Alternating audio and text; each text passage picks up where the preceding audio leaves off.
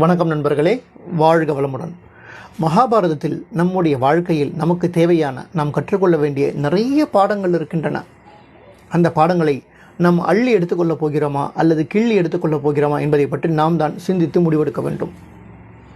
நேரத்தை எப்படியெல்லாம் பயன்படுத்த வேண்டும், சரியான விதத்தில் பயன்படுத்திக் கொள்ள வேண்டும், நேரத்தை எப்படியெல்லாம் விரயம் செய்யக்கூடாது என்பதை பற்றி ஒரு அருமையான ஒரு இடம் பார்க்கலாம். மகாபாரதத்தில் துரியோதனன் மற்றும் சகுனி இருவரும் சேர்ந்து பஞ்சபாண்டவர்கள் அனைவரையும் கொன்றுவிட வேண்டும் என்று தீர்மானிக்கிறார்கள். அதற்கு என்ன திட்டம் திட்டுகிறார்கள்? அரக்கு மாளிகையை உருவாக்கி அந்த அரக்கு மாளிகையில் அனைவரையும் தங்க வைத்து பஞ்சபாண்டவர்கள் அனைவரையும் தங்க வைத்து அரக்கு மாளிகைக்கு தீ வைத்து அனைவரையும் கொன்றுவிட வேண்டியது என்று இருவருடைய திட்டம். இந்த அரக்கு மாளிகை என்பது எப்படிப்பட்டது என்று கேட்டால், அதாவது எளிதில் தீப்பற்றிவிடக்கூடிய ஒரு சில பொருட்களால் உருவான ஒரு மாளிகை அரக்கு மாளிகை. திட்டத்தை தீட்டுகிறார்கள். இருவரும் சேர்ந்து, அதாவது சகுனி மற்றும் துரியோதனன் இருவரும் சேர்ந்து பஞ்சபாண்டவர்களை அரக்கு மாளிகைக்கு அனுப்பி வைத்து விட்டார்கள். இந்த திட்டத்தை எப்படியோ விதுரர் அவர்கள் தெரிந்து கொண்டார். அவர் மிகப்பெரிய ஒரு நீதிமான், அதிபுத்திசாலி, அவரிடம் பேசி ஜெயிக்க முடியாது, அப்படிப்பட்ட ஒரு மாமனிதர் அவர். அவர் இந்த விடயத்தை எப்படியோ தெரிந்து கொண்டார்.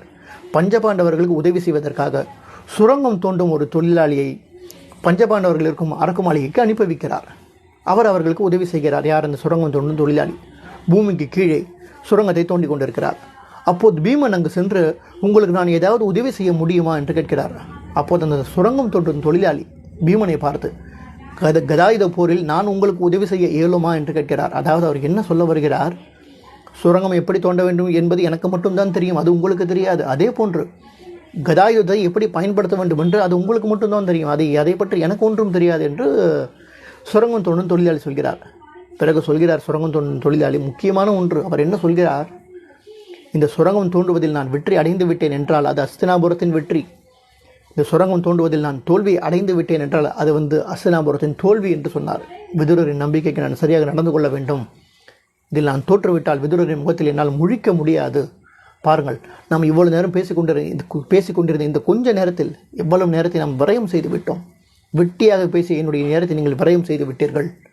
ஒன்றை மட்டும் புரிந்து கொள்ள வேண்டும் பீமன் அவர்களே. என்ன சொல்கிறார்? நம்முடைய வாழ்க்கையில் நமக்கு குறைவாக இருக்கிறது என்றால், நம்முடைய வாழ்க்கையில் குறைவான ஒன்று நம்ம இடத்தில் இருக்கிறது என்றால் அது நம்முடைய நேரம் மட்டும்தான். அந்த நேரத்தை சரியாக பயன்படுத்திக் கொள்ள வேண்டும். அந்த நேரத்தை தவறிவிட்டோம் என்றால் மறுபடியும் அந்த நேரம் கிடைக்காது என்று இந்த சுரங்கம் தோண்டும் தொழிலாளி சொன்னாராம். எவ்வளவு ஒரு அருமையான ஒரு வாழ்க்கை பாடம்.